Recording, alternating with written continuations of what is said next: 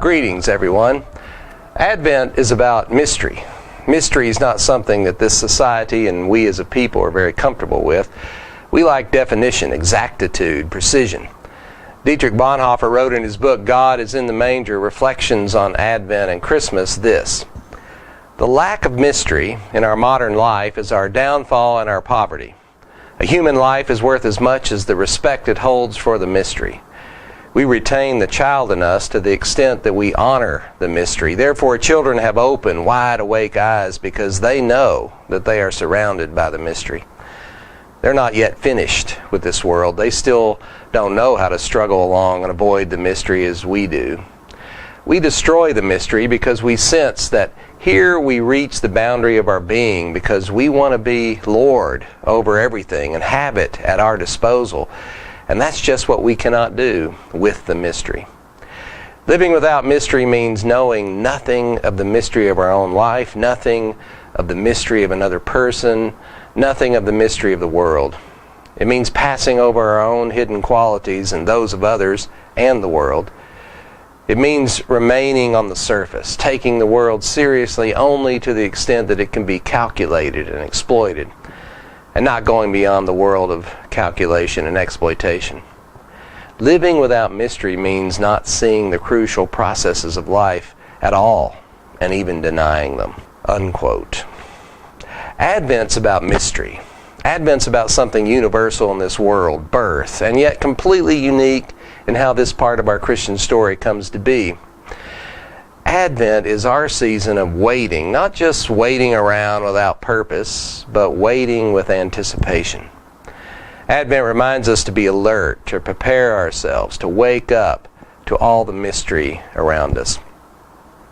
In our contemporary world, I think one way we avoid encountering this mystery, the way we avoid entering fully into the anticipated waiting, is the deep dive we take into consumerism during this season we know as Advent. We tend to cover up and fill up these days with frantic preparation of another kind of presents and trees and lights and food. None of that's bad, and Advent's not meant to be another Lent. That we get right. It's not supposed to be penitential. It is instead anticipatory, almost a giddiness. That part fits. But I urge you to consider getting some of the franticness done early, if at all possible. I challenge you to prepare yourself and prepare a place for yourself to just wait, to just contemplate this new beginning, to just be. Get the franticness out of the way so you have room for that.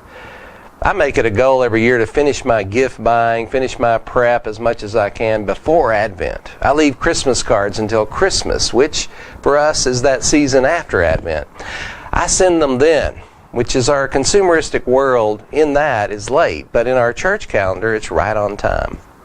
I do all of that so I have time, real time, for Advent, for the mystery. Advent's about a beginning. In the Benedictine tradition, which our liturgical tradition is richly steeped in, there is a saying, always we begin again. Advent is that for us every year. Always we begin again. With the coming of Advent, we begin again our journey with Jesus through His birth, to His life and ministry, to His death and resurrection. There is beauty in this, because to begin again isn't that something all of us have wished for? Isn't that what we want? There's that famous saying, there are no do-overs in life. But this is one of the greatest gifts from our amazing God, the chance to start all over.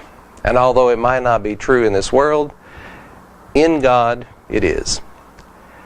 We've just finished a long, difficult, and soul-diminishing election process. If there was ever a time to begin again, we need that now.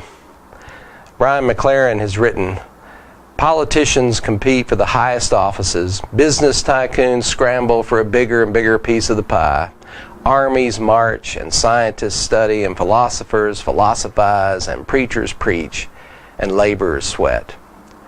But in that silent baby lying in that humble manger, there pulses more potential power and wisdom and grace and aliveness than all the rest of us can imagine. My prayer for you is that you can find the space, find the will to resist the busyness, and find a way to enter more fully into the mystery, the waiting, the preparation that is Advent. My sisters and brothers, Advent blessings to each and every one of you.